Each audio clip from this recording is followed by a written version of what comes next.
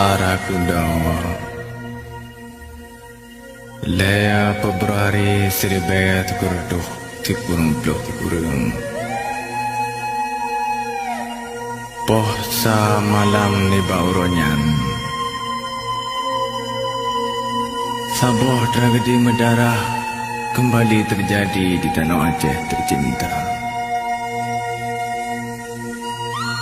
Kalinya menimpa saudara-saudara Tanyo di Dijun.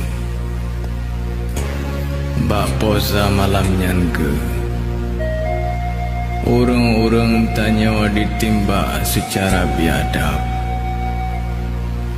Le oknum-oknum hana bertanggungjawab. Niba malamnya ke na yang mudume belum keselamatan roh na yang hinan mukule kenang peluru. Masya Allah.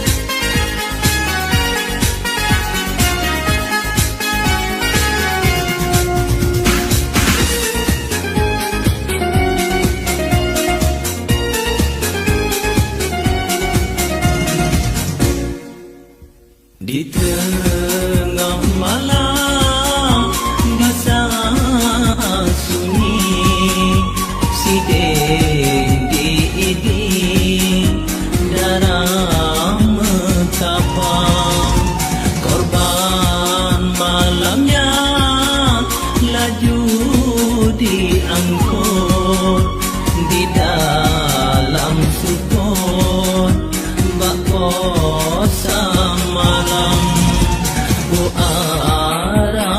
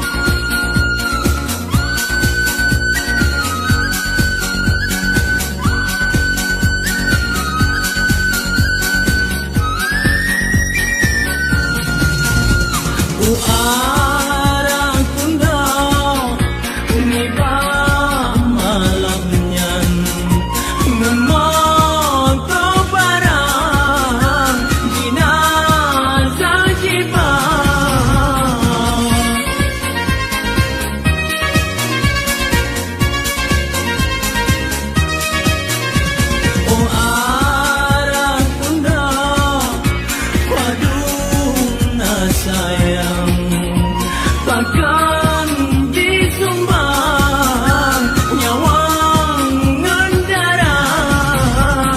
Oh arakunda kamu menduga mengirim doa kumandung